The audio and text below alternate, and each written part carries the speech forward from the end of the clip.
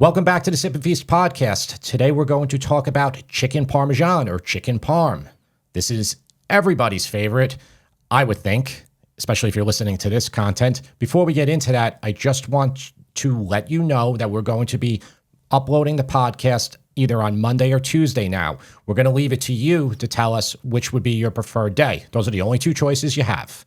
That's it. But it could be morning or at night. Also, for all your questions, email us at podcast@sipandfeast.com.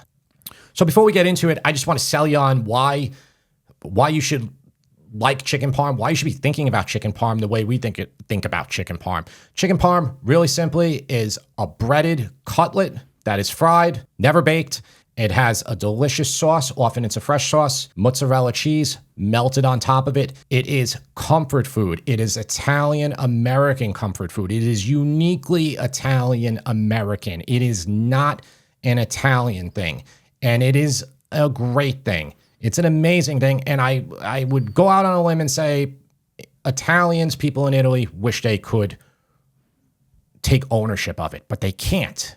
They just can't. So what they do then is... They don't want to take ownership of it. What they do then is bash it.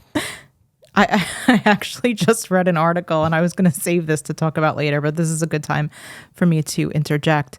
I read an article saying that Italians try desperately to forget that chicken parm exists in the world and that they are so traumatized by the fact that this recipe exists. That's so funny. And the article was written by an Italian, not an Italian American. Yeah, but again, it's a traumatizing dish. I don't think that person speaks for everybody in Italy. They might not, but I'm just telling you. Just like people who write an article about Americans, and if they're writing it from someone who's in LA or someone who is in Florida, they don't speak for me. They don't speak for you. Right. That's true. But yeah, you're saying that they all hate chicken parm. Based on what I've read. So, I know you love chicken parm because you're still with me. Let's get into it. So do you want to talk about some of the ways that some of the places you'd find chicken parm or the ways that it would be served here? Where you would find chicken parm would be from the most inexpensive pizzeria or chain restaurant like the Olive Garden or Carrabba's or something like that, all the way to the most expensive restaurants like Il Mulino, Rayo's, Carbone, or Carbone, however people are saying it. Is it better in those restaurants paying $50, $60, maybe $70 for it versus your local pizzeria? I'm not sure. Mm-hmm. Yeah, I think a lot of it probably comes down to the level of preparation that the restaurant's putting into it. Like I know there's certain shortcuts that places can take. They can use a frozen cutlet from a bag. That's horrible. And make it with that. Or they can make That's a travesty. They can make it the real way. I don't think anybody's doing it that way. No, I think they are. Not your local pizzeria. Not your local pizzeria, but I think maybe in other parts of the country where pizzerias aren't, as prolific or available, they are doing it that way. When I'm speaking about what a pizzeria is doing, I'm speaking about what a pizzeria here in New York is doing. And they wouldn't be caught dead doing a cutlet out of a frozen cutlet out of a bag, just like they wouldn't be caught dead not making a pizza the way it's supposed to be made. Is the Olive Garden really using fresh chicken cutlets that they're pounding and frying? I would guess not. But if somebody who's listening has worked at the Olive Garden and you happen to know, let me know if I'm wrong. You're right. They probably are using it out of the bag. I had a friend who worked at the Macaroni Grill in college. Oh, I remember that place. Yep. Yeah. So I would think it's fairly similar. But I think if you're going to like some of the more high-end places, they probably are taking the time to, pound the cutlet and really just do it the right way. I think it's maybe helpful to back up a little bit and talk about maybe the backstory. The origin of chicken parm. And the fact, we already talked about the fact that it is not an Italian dish. However, its roots are in Italy. And it's from eggplant parm, which in Italy is called melanzana alla parmigiana. So there are some, speculations by food historians as to what city or what region this dish originated in. It's possible that it's from the city of Parma, which is in the northern part of Italy, and it's actually in the northern part of Emilia-Romagna. That's the predominant explanation. I think that's because they're like the victors. They get to try to write the history more than Southern Italians. So there's a few other theories. Yeah, okay. So the reason why that theory exists is because Parma is the name of the city. Yeah. Parmigiana. But because melanzana alla Parmigiana was popular in the southern regions, like Campania and Sicily, that's more likely where eggplant parm comes from. So there's an authority on Sicilian food that I read an article about. His name is Pino Carenti. His theory is that the word Parmigiana stems from the word damigiana, which is a wicker sleeve that's used for wine bottles, and also the same type of sleeve would be used for the hot casserole dish that eggplant parm would have been served in. Another theory is that the word is derived from the Sicilian word palmigiana, Palmigiana, meaning the slats on a roof, which would resemble the layering or the shingle-like layering. That's what I read. Eggplant. I read, but it said Parmigiana, so Cianca is the slats. Yeah. I'm just telling you what keep going. And we'll link all these articles and the sources.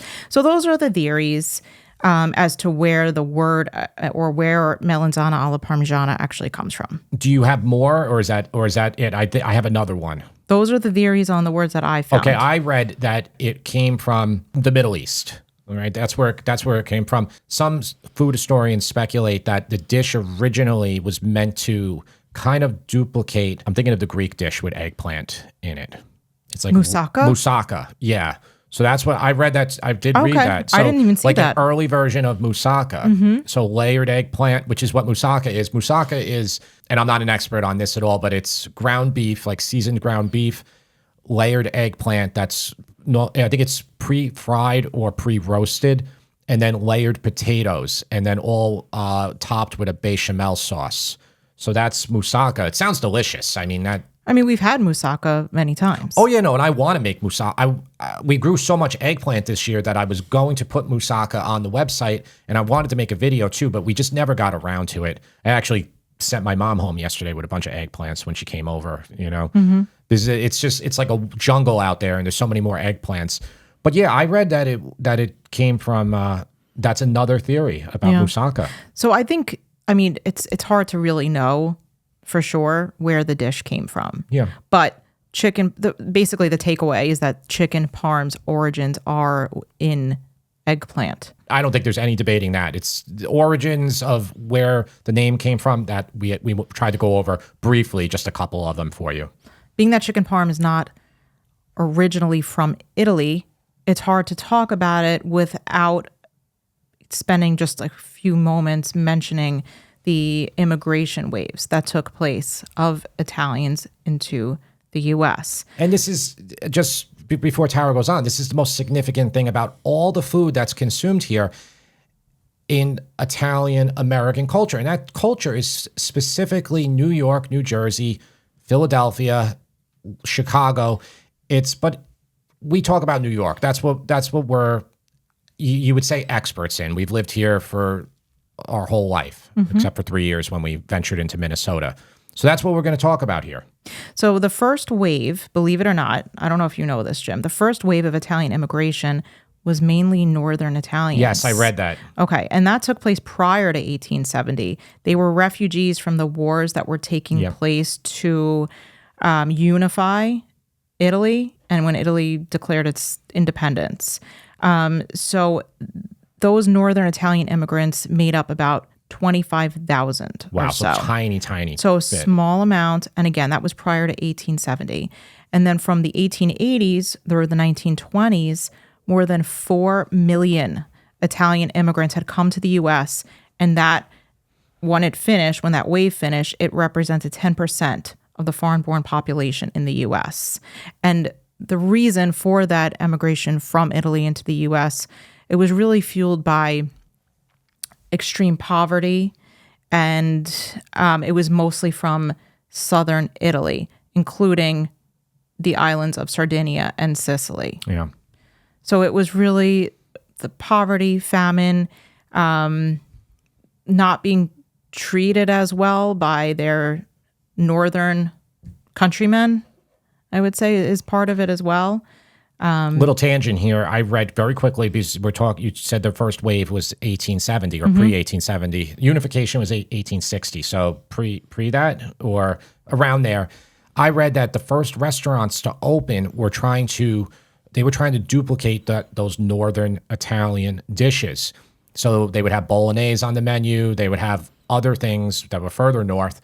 And then when the southern Italians came here en masse, they were told you have to make bolognese, and they were like, well, what are you talking about? This isn't the food that we have. So that whole thing about a sofrito, a mirepoix, and bolognese, which is a unique thing for that dish, but it is not a unique thing for a lot of southern Italian cooking, which is just, you skip that. You don't put the carrot in that. But eventually the sheer numbers of them took over, and then every dish that was here in New York for basically the last 100 and something years lacks that northern Italian bent. You do have a few restaurants every so often that come around, but for the most part, it's always that red sauce, red sauce fare. That's right. Okay. Yeah. Yeah. I just wanted to just interject that little part. That's good. That's good. Getting back to chicken parm. So when those Italian immigrants arrived here, they now had access to proteins, right? Like beef, chicken, that they didn't typically have in Italy. In Italy at that time, meat was usually reserved for the upper class who had enough land, I guess, to farm their own animals. Yeah, we don't realize how good we have things here, even to this day. So Angie, who is Tara's stepmother, she immigrated here when she was 12, you think? I think she was 11? 9 or 10, but she was from a later wave. She was from a later wave, immigrants. but she gives a lot of insight still. Even her family members who are relatively well off there, they don't have air conditioning. They don't have air conditioning, period. So it's so expensive just to even have air conditioning. And they're in southern Italy where it does get hot. Yeah, so it's just crazy what you take for granted what we have here in America and what people that they're definitely not the poorest there, what they don't have. Yeah, but I know there's plenty of people here in the US that don't have air conditioning either. That's true, but at a minimum a lot of people here will have window units. In some areas. I mean, we're watching the Appalachia series. That's Peter true. Santinello. I mean, I don't think those people have air conditioning. Yet I can drive through the Cross Bronx and see every apartment building's got air conditioning sticking out the windows. You know, that's not exactly a well-off place. Yeah. All right. So once Italians had the access to the proteins, as I mentioned, chicken parm kind of cropped up, and it originated in East Coast neighborhoods that were mainly inhabited by Italian immigrants, and it later spread to restaurants and cookbooks in the 1950s. Then I think what really helped it take off was in 1962, the New York Times published a recipe for chicken parm. So you read 1962. There's multiple sources on the internet that say it was 1953. So we can't confirm that if it was 53 or 62, but it was around that time period. Mm-hmm. Yeah. I would think that probably the early immigrants who didn't, it always takes a certain amount of time before they can open up restaurants, before they can open up the cheese shop, the butcher. They were probably making these dishes far earlier, probably way before 1952 or 62. But when it became like a wave of popularity is that time period. Mm-hmm. Yeah. All right. So that's our very quick and dirty overview with maybe some information that's still, to be it's debated determined and about the dates and the origins and yada, yada, yada. This is a conversational podcast. This is not, this isn't super precise and exact factual dates and ultra researched. You know what you're getting here. The one thing that I'm taking away from doing this is that there's uncertainty on the internet about where things originate. And that's true for almost everything. That's why you should always question things that you read online. It's getting to the point now where it's hard to find correct information. And if you do find correct information, it's very often not on page one. It's just not. Page 1 is just SEO'd to death, and it's like you got to go down to like page 5 or 6. And I've said this in past episodes. When I'm looking for recipes, like good recipes, I want a website that doesn't even really work anymore. I'm not kidding. It hasn't been updated. It was like the first version of it was like Web 1.0 that this person, who was probably 60 or 70 at the time and who's probably no longer alive, it's their work. And they might have left like 800 recipes that aren't formatted correctly or anything, but it's there. The info is there. Now there's a website that is well taken care of, but it's definitely not a flashy new website. And I've mentioned him before. It's Memory D'Angelina. And he definitely takes more of an Italian bent. He's lived in New Jersey and he's lived in Italy part of his life. I've never spoken to the man before, but I believe he's a lawyer in both America and in Italy. So he has like this unique skill set. But he always tries to tell you how his family make things, and then he'll tell you the American version, and then he'll tell you though how the real roots of it, like how it's supposed to be. And I don't even know if he has a chicken parm recipe on the site. I don't even think to check his website. I don't know if he has a chicken parm he might one. Not, Yeah. But those are the type of sites that I'm often looking for when I'm trying to like find real information about things. Yeah. So Jim, how do you go about making chicken parm? Tell us, like we're toddlers. Teach us. I'm going to give you the really quick and dirty about it. And I did it 10 seconds in the beginning of the episode. Chicken parm is chicken. It's a chicken cutlet. So a chicken cutlet comes from a chicken breast. And when you buy a chicken breast in the store, it'll be fat. And you know, at that point, you cannot just bread that and fry that. It wouldn't be good. And even the worst cooks probably wouldn't attempt to do that, though I can't be certain. Most people will try and they'll want to buy thin cutlets already, so they don't have to go through the process of filleting them. And I say fillet often, and people will always try to correct me, and they're like, Jim, it's not filleting, it's butterflying. No, butterflying is when you book match, you make a book out of the breast. So what you're doing is you're taking your knife, flat edge of the knife, and you're opening it up, but you're not going all the way through. Then you turn it over and you pound it flat. And that would be for like if you were going to do a schnitzel. A schnitzel, if you were talking about German cooking, or if you were going to do like an impressive chicken Milanese in a restaurant, they'll often do a huge cutlet like that, pounded very thin, and then maybe they'll make a salad for it, Milanese. We have a recipe where we do a little tomato salad with fresh mozzarella balls. But for normally standard chicken parm, they won't really butterfly. They'll just fillet the cutlet, then they'll pound them, and they'll be about a quarter. Some places will do a half-inch thick chicken cutlet. And then after that, it gets floured. Then it gets egg washed. And then finally, it gets dipped in seasoned breadcrumbs. And those seasoned breadcrumbs, some people will just buy, your store-bought seasoned breadcrumbs that typically just has dried parsley, oregano, salt, and pepper in it. Or you could just make your own breadcrumbs and then mix whatever seasonings you want into them. So it's flour, egg, breadcrumbs. My mother often would just do egg and then the breadcrumbs, and it would still be fine and not. The worry is that the coating will fall off. So that's that. You would bread all your cutlets, and I like to bread the cutlets. I've done this in many videos where I go through the whole flour, egg, breadcrumb step, and then I have baking half sheets with parchment paper, so I can line up. Say I'm doing like 7, 8, 10 pounds of cutlets. And by the way, doing 7, 8, 10, or 15 pounds of cutlets is a very Italian American thing. It is something that people this will ring true to you if you're from New York, if you're from New Jersey. You probably remember your grandmother doing this. It's what my grandmother did. They just wouldn't do a couple pounds of them. So they would fry them up, and then you'd have them for the week. You eat them cold, eat them hot. But anyway, that's what I would do. I would set them on the parchment paper, and then I will go about frying them. And to fry them, you can do a shallow fry, or you can put more oil in the pan. Personally, I like more oil in the pan when I do them. What do you think about all this, Tara? Sounds pretty good, a cutlet right now? That's how I've made it. Yeah. Yeah. At this point, I didn't talk about the sauce yet and the cheese, But cutlets scare people a lot of times making them. They're what do you think is your problem issue with doing cutlets, or do you not have a problem issue? Do you think you're very proficient at it now? I don't have a problem with it anymore. I think when I started cooking, cutlets were intimidating, especially if I wasn't buying the thin cutlets like you mentioned.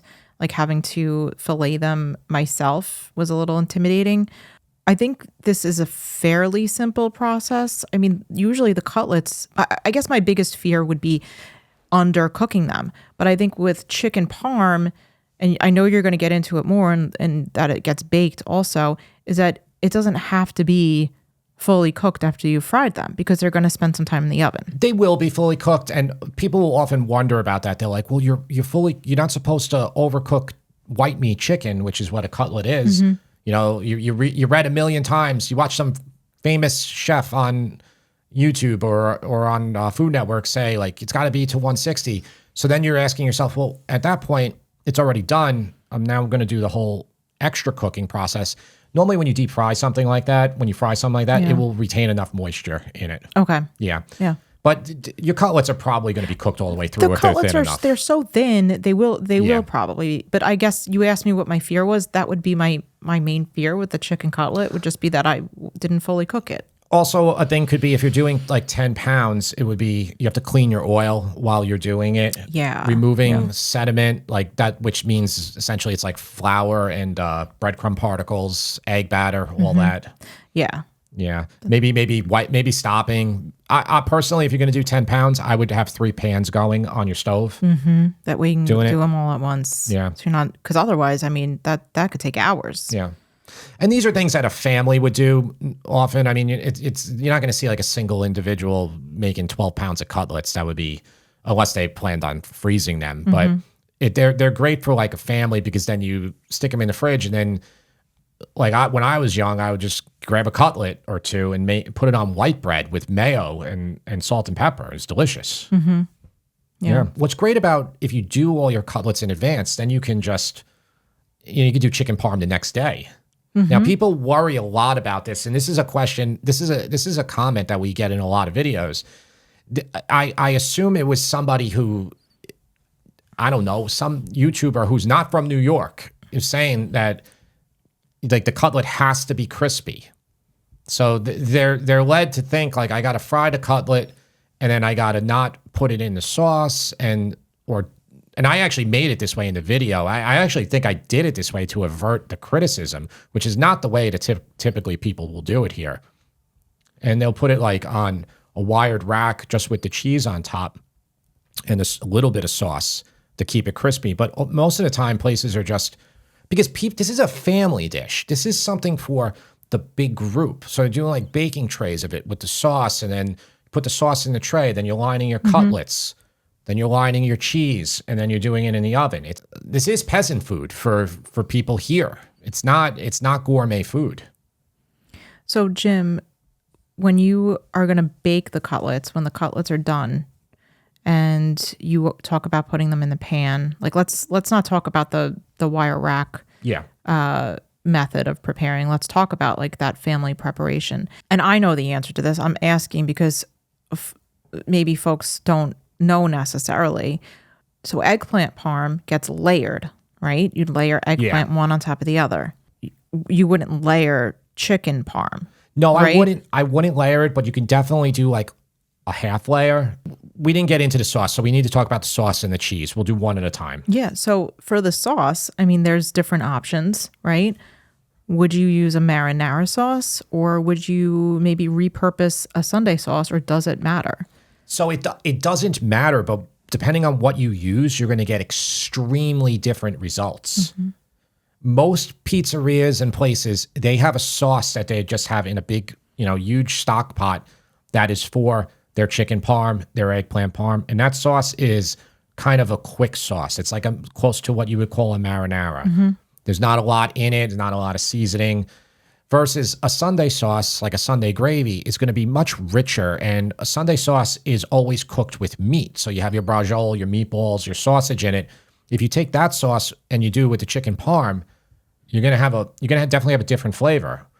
Personally, I love both. I mean, I do love both, but I think I'm trying to think of what you're going to do, and probably a quick sauce would be what's more appropriate, especially if you're trying to duplicate alla Parmigiana in Italy, which is going to be a quick sauce, tomatoes, barely cooked, basil, and then the cheese layered. That's right.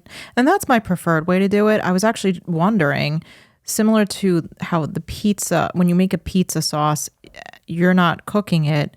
It's getting cooked when it's spending time in the oven on top of the pizza. Could you do the same thing for chicken parm? Like, could you just use a can of crushed tomatoes with a little bit of kosher salt, and that's your sauce? No, you definitely can. But if you do that, you want to drain them. Yeah, just like you do with the pizza. You have to drain them. Okay. No, because what happens is when you make a sauce, whether it's a marinara in 15 minutes or a Sunday sauce, you're evaporating water in the tomatoes. The heat is evaporating the water. If you're taking straight tomatoes out of the can, you got to get that water out. Okay, that makes sense. This is why I encourage you to make these things and make them your own. These are two very different dishes when you use two different types of tomatoes. And the same thing goes for the cheese. So even though most modern interpretations, and again, we were talking the intro when we were saying how it's trying to be claimed that it was created in like the name Parmigiana, who knows what the real truth is behind it. But if you're going to do that, then you must use Parmigiano Reggiano cheese for it, plus your mozzarella. But if you don't have to do that, it's delicious if you just use mozzarella and pecorino. But I'm sure in Sicily, they probably make a lot of them with different types of cheese. Yeah. It doesn't have to be a certain way. And another thing that's really good, and we did a video for it, is making chicken and eggplant parm together. That's right. That was good. That probably enraged lots of people in Italy. It didn't. When you can't decide, you put them both together. So, Jim, you say you're using mozzarella cheese. Is it the fresh? Is it block? Should you ever use the bagged, shredded version? So I don't recommend the bag shredded. That has the anti-caking agents in it. But, you can in a pinch. And that's honestly probably what a lot of pizzerias are using anyway. Most pizzerias are using mozzarella by Grande, the brand Grande. And I think Grande sells it by 8-pound bricks, and they probably do have a graded version, a shredded version, I should say. I personally like block mozzarella more than fresh mozzarella. Fresh mozzarella is very hard to melt properly. And, time is a little bit of the essence when you're making this dish. You don't want to be baking it for 45 minutes because, as we said before, your cutlets are already cooked. Yeah. So it's really, the only reason you're baking it maybe is to let the cutlets absorb some of the sauce and to melt the cheese. Yeah, I mean, if you want to do it, if you don't want your crispy cutlet, and remember, if you're going to do this for the crispy cutlet, time is of the essence. You got to fry those cutlets, drain them properly, make sure you have your sauce, your cheese ready to go. You would put the cutlet on top of a wired rack, and then you would put your cheese, and that would probably be a little bit of mozzarella. You could also get sliced mozzarella from the deli counter, and then you could either put a little bit of Parmesan on top, or maybe better under the mozzarella, like to lock it in. That's if you want Parmesan, but you're better off, and if you watch me, you're better off with pecorino. No. Always better off with pecorino. I'm team Parmigiano Reggiano. Yeah. Well, and that's what's great. We can we still love each other, and we can disagree on that. We can disagree on whether or not we love each other too. No. But this is a great dish, and you really should try to make it your own here. I don't think I adequately told you how good this is. And there's like Instagram accounts devoted just to chicken parm, and people they call themselves chicken parm connoisseurs. And yeah. So what temperature would you bake the chicken parm? I mean, honestly, I would just do it at 400, get it done quick. Just get the cheese to melt. And it's so much easier to melt the cheese by using block mozzarella instead of fresh mozzarella. Fresh mozzarella too, you melt it, and then once you take it out of the oven, it will harden up to a rock again in a matter of a minute. So your timing, if you're going to do this, and if you're one of those Reddit boys and you want to do this and you want to impress your date for the first time, when you pull that out of the oven, you better make sure she's sitting at the table and ready with her fork and knife to eat it, or it'll just dry into a mass again. That's personally why I always prefer pizza with regular block mozzarella, grande mozzarella, or Palio or Galbani I or whatever. prefer fresh for eating raw, not raw, uncooked, I should say, or not melted, right? Yeah. Like in salads and sandwiches. I love fresh mozzarella, but there's a reason why Block Mozzarella, why Polio, the original Block Mozzarella company that essentially built New York. I mean, they had such an effect here. They had cookbooks that every single person like my mom still has the books and she goes crazy over them. They all had them and exchanged all those recipes that were essentially the Polio recipes. Polio created all these recipes so you would use their own products in the dishes, You should drop a photo of your mom's Polio cookbook in the show notes. Yeah, I should. Mm-hmm. I got to get it back if she'll give it to me. She's like, Jimmy, where's my book? So I go see. She might have it in a safe now or something. So we're going to move into questions in 1 second. If you liked this episode, consider subscribing to our Patreon. There's 3 price levels. Each one's a little different. The maximum level is going to get the cookbook when the Sip and Feast cookbook comes out. But that's going to be a number of months from now. Regardless of what level you're on, you get full Discord benefits. And then the other thing is you get 2 more podcast episodes per month. Right after we finish this one, we're going to be filming the Patreon episode. Right. All right, let's go into the questions. Okay. So, Jim, the first question comes from Christine. I'm going to read you what she sent us. She says, I've been obsessed with watching food videos for some time and have always been bothered by something. I know it's not sexy or time efficient to show every true step in the cooking process in a YouTube video, but over and over again, I see cooks not seeming to follow good food safety practices in their kitchen.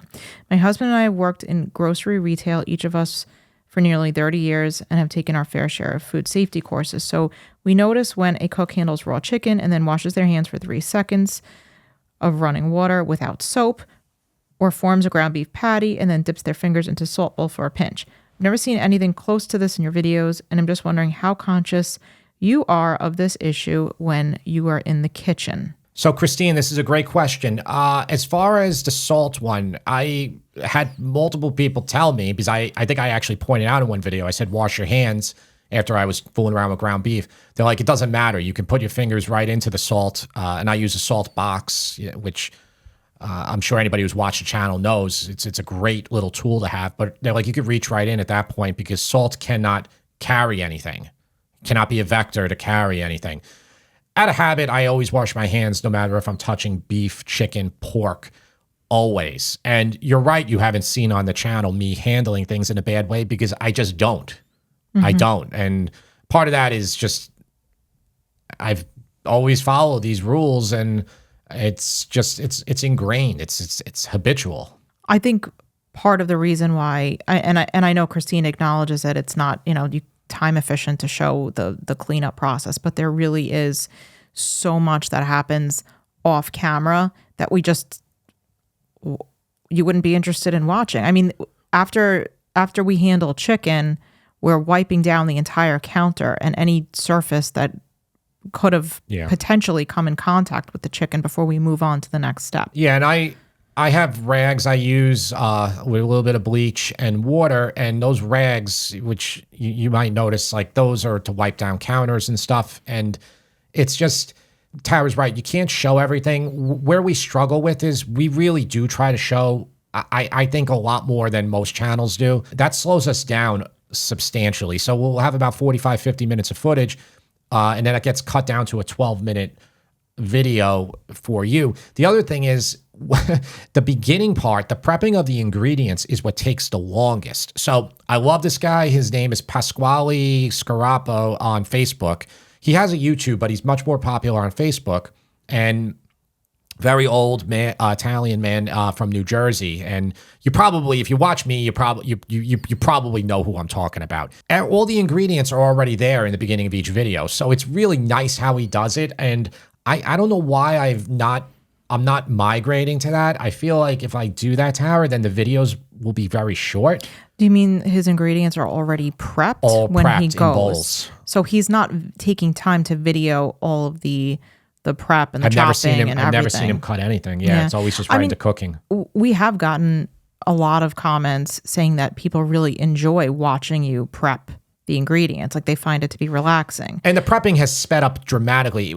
In the early videos, I used to like show myself chopping an onion, and I would say chop or dice an onion or whatever. Now I do a monologue. Basically, the video is like, hey, welcome, we're going to make blah, blah, blah. Let's get into it. And then boom is the monologue. So the monologue is me talking about all the ingredients, and then I overlay the footage of when I prepped it. So that's what I do to try to move everything along. Those monologues are fairly difficult because there's no script or anything. So I have to kind of commit to memory the ingredient amounts and everything. And sometimes, just a little secret, it takes me 2 tries to do it, right? Yeah. Yeah. And sometimes if you say the wrong amount of an ingredient, you can't go back and reshoot that. So you just throw up on the screen. I throw it up on the screen with text, which isn't ideal. You really want to get everything in audio. Yeah. Well, thanks but that's why we always send people to the website for the complete written recipe. I wish everybody goes to the website because it's a million times better, the recipe. And it's not about helping me and Tara. It's about helping you. It's so much better for you. That is the one ace in the hole we have above almost all the other channels. If you're trying to make a recipe from just my video instructions, that's going to be a lot more difficult than if you have the print recipe also with you. Yeah. And I'm not talking about just a text thing in the description of the YouTube video. I'm talking about the real print recipe that's the way it's itemized on the recipe card that's on the website. It's beautiful how it's done. Yeah. Beautiful. I agree. Yeah. I agree. All right. So the next question comes from Mary, and Mary wants to know if we're doing a Christmas cookie collection on the website. She wants to make cookies this year, and she's looking for some inspiration. Well, thanks for the question, Mary. I don't know if we're going to do a collection. We do have, I believe, about 24 desserts on the website, but there needs to be more cookies. I do agree with that. We have a good portion of cookies on the website, and they're all really Christmas cookies, right? Cookies that would be made around Christmas time, and that's lemon ricotta cookies. We have cucciadati, which are the fig-filled cookies. We have pignoli cookies. Yeah, the cucciadati are Sicilian cookie. Basically, all the desserts that we have are the Sicilian ones. Yeah, the pignoli. We also have the walnut snowball cookies. We've got Linzer cookies, almond biscotti. We have pizzelle, which I don't know, it's like a cookie or a waffle, but it's, we eat them as cookies. Reginelle cookies. Oh, the Reginelle are which amazing. Are the sesame seed cookies, which are probably you can make my those, favorite. And you can make them all year round. I wouldn't even associate them with Christmas. They're like the perfect cookie to have with your morning coffee. Yeah, that's like the quintessential New York Italian bakery cookie. Yeah. Every bakery will have because them. every bakery in New York is almost always Sicilian. I mean, I know. I don't want to generalize. There are some that aren't, but the one by us is not. They all. Well, that's not an Italian bakery. No, I know. Yeah, no. There are non-Italian bakeries, Yeah. but once you get to an Italian bakery, they would never in New York not have all the Sicilian desserts. Yeah. I mean, imagine that you go into a bakery and you're like, no, we don't have cannoli. You'd be like, what? Yeah. And what about I can never say it right. Sfogliatelle. How do you? Is that Sicilian or not? I think it is. It's sfogliatelle. God, I can never say that. And ever. I'm probably not even giving it justice by the way I'm pronouncing it, but the immigration here gets pronounced differently by different people depending on where your are from. Yeah, some people, Angie says it horribly. Yeah, she does. She says Sfogliatelle. Yeah, some people call it sfogliatelle. Yeah, Sfogliatelle. You got to get the F in front of the S, which is doesn't come out. But if you're going to pronounce it the way it's spelled, it would be sfogliatelle. So anyway, that dessert, which is, it looks like, how would you describe it? Like a seashell, okay? It looks like a seashell. It's a whole bunch of layers. Crispy on the outside, and then the inside has like a ricotta, which... Yes, dry. My pronunciation of ricotta was called out in a previous podcast. Well, I don't say, I mean, the person was getting... I don't say ricotta because that's not the way I grew up saying it. And my mom says ricotta, but I try to like toe the line. So you always hear me saying it. I'll always be like ricotta. I always try to bring the vowel at the end of it. But nobody in New York says with the vowel. Everybody says ricotta. You listen to somebody. No, I think the person was telling me I need to say ricotta. No, I know he was. Yeah. And that's a lot of people in New York will do that. Just like they'll say, don't call it sauce, call it gravy. Yeah. But no, it's like there's other ones. you'll see like meme jokes about it, but people will not say, I'll take the fried calamari. They'll be like, I'll take the galamad. the galamad. Yeah. It doesn't even, it almost sounds like you think that's how it was only shown that way in The Sopranos. It's not true. That's how I grew up saying it. I say ricotta. I'm not going to be like Giada De Laurentiis and be like ricotta, Yeah. But I say it the way I say it. I can't take Giada seriously at all because I heard she doesn't eat any of the food she makes. I heard that. That's ridiculous. So she's been making food all this time and never eating it. I will say, though, any of the recipes I've made from her have been really good. So I do take her seriously. Well, okay. And if she doesn't want to eat her own food, then... Yeah, I got to stop eating all my food. I've been eating way too much of it. And honestly, this is the time of year that I get even more worried because now I'm going into pizza and bread baking season. But I want to just, right before we go, I want to tell you, if you're listening, or maybe you know someone, there are certain recipes on our site that are going to take too long for me to do right. And say it again. Sfogliatelle. So that one is going to take too much work for me to do. I would put a contributor on, and we want to have a couple contributors, people that know.